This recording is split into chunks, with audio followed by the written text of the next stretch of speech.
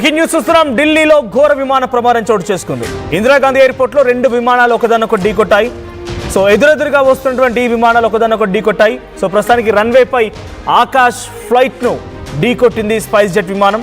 ఈ ప్రమాదంలో విమానం రెక్కలు పూర్తిగా విరిగిపోయాయి. అప్రమత్తమైన ఎయిర్పోర్ట్ అధికారులు ప్రయాణికులని విమానం నుంచి దింపేశారు సిబ్బంది అంతా కూడా. సో ప్రస్తుతానికి 2 విమానాలు, ఒకటి స్పైస్ జెట్ బోయింగ్ 737 అటు ఆకాశ్ ఎయిర్ క్రాఫ్ట్ ఇందిరాగాంధీ విమానాశ్రయంలో ఈ ప్రమాదం జరిగింది. The incident happened on the ground. ఒక్కసారిగా నేలపైన ఈ ప్రమాదం జరిగింది. సో విజువల్స్లో మనం చూస్తున్నాం, ఒకదాన్నొకటి రెక్కలు ఢీకొట్టడంతో విరిగిపోయాయి. సో ఇది పూర్తిగా భూమిపై జరిగింది కాబట్టి, నేలపైన రన్వేపై జరిగింది కాబట్టి సరిపోయింది, లేదంటే ఈ ప్రమాద తీవ్రత మరోలా ఉండేది.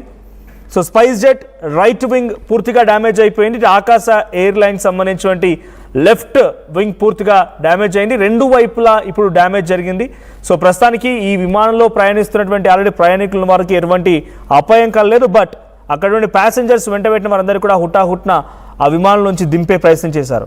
So the Akasa plane was stationary park చేసి ఉండబడింది.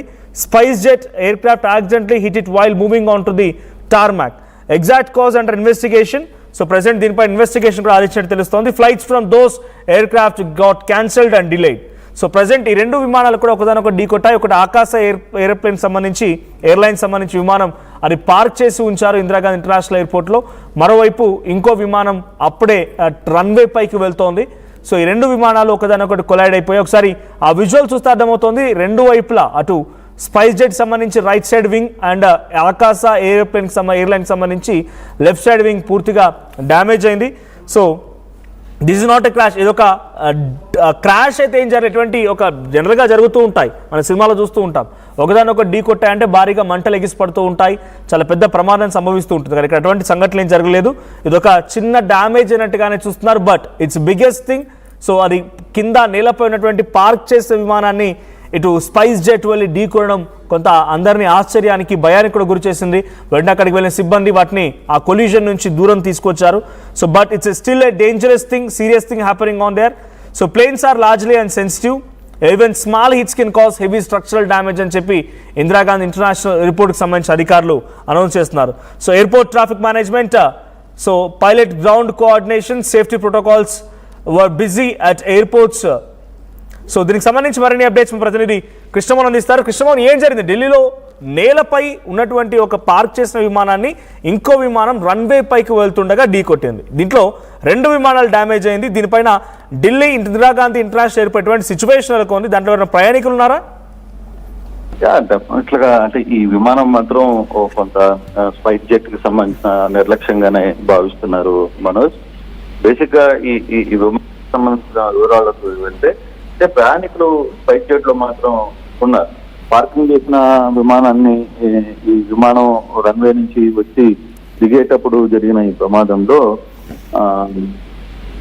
విమానం రెక్కలకి ఢీకొనింది. బేసిక్ గా ఇది ఒకసారిగా వరుసగా జరుగుతున్న ప్రమాణాలను చూసుకోవచ్చు, లేకపోతే రైల్వే ఆ విమానానికి సంబంధించిన పైలట్ నిర్లక్ష్యం కూడా కొంత కనపడుతుంది. అయితే ఎవరికి దెబ్బలు తగలేదు, కానీ ఒకసారిగా అయితే ప్రయాణికులు ప్యానిక్ అయ్యారనేది సమాచారం అయితే తెలుస్తోంది. ఈ ప్యానిక్ అయిన సమాచారంలో ఒకసారిగా ఈ దెబ్బలు తగలడం, కొద్దిగా చిన్న దెబ్బలు తగ్గితే ఆ విమానం అంచు సైడ్ లో కూర్చున్న వాళ్ళకి మాత్రం ఆ దెబ్బలు తగిలే.